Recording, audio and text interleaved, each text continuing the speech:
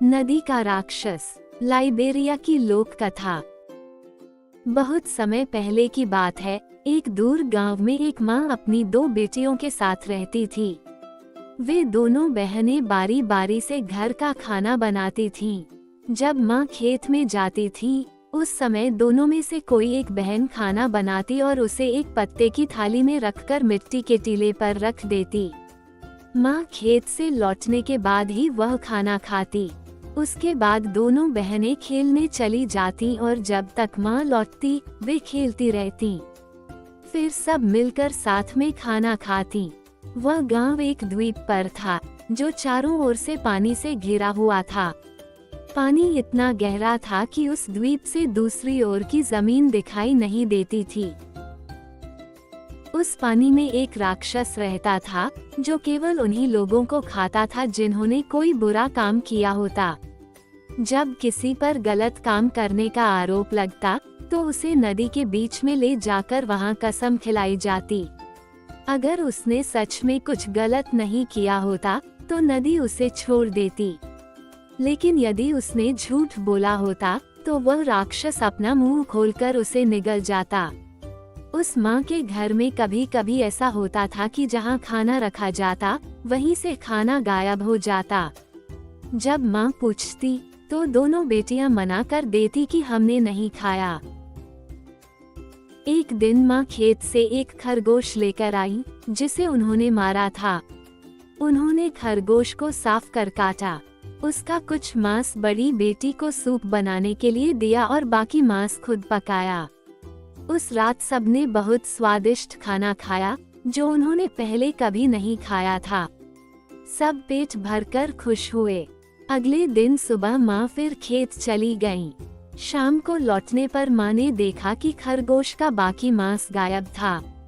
उन्हें बहुत गुस्सा आया। उन्होंने पूछा, खरगोश का मांस किसने खाया? दोनों बेटियों ने इनकार किया, हमें कुछ पता नहीं। बड़ी बेटी ने कहा, मुझे तो पता भी नहीं था कि मांस पक रहा था।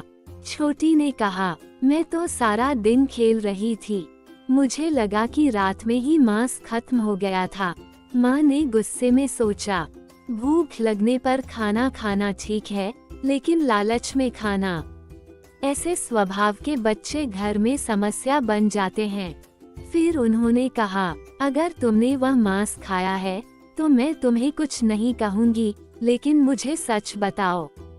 फिर भी दोनों चुप रहीं। कई दिन तक माँ सोचती रहीं, अब क्या करें, कैसी सजा दें। उन्हें लगा कि सीधे सजा देना ठीक नहीं होगा। आखिरकार उन्होंने एक उपाय निकाला और बेटियों से कहा, अब मैं तुम्हें नदी में ले जाकर राक्षस से सामना कराऊंगी, लेकिन एक आखिरी मौका देती हूँ। अगर किसी ने मांस खाया है तो आज रात मुझे गुप्त रूप से बता दो, नहीं तो कल सुबह तुम दोनों को नदी ले जाऊंगी। उस रात दोनों बहनें सोच में पड़कर आसमान की ओर देखते हुए सो गईं। बड़ी बहन ने कहा, तुम गलती क्यों स्वीकार नहीं करती?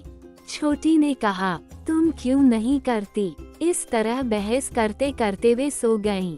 सुबह उठने पर माँ खेत जा चुकी थी।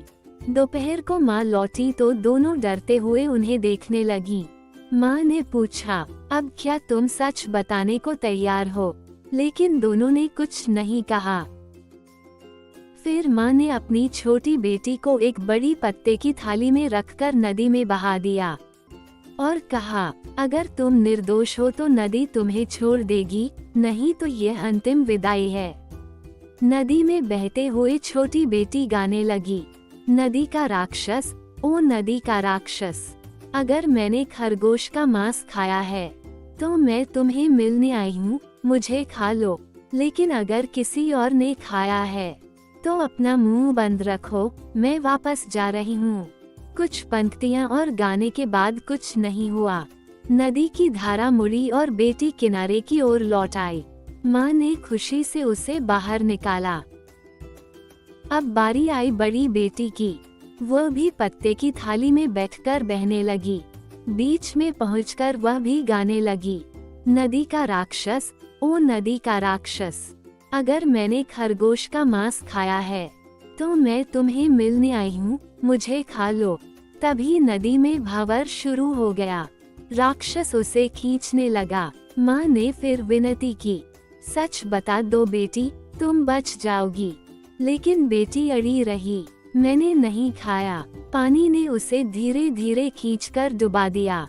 अंत में वह नदी में समा गई। माँ ने बेटी की मौत पर बहुत रोया। फिर छोटी बेटी को लेकर घर लौटी।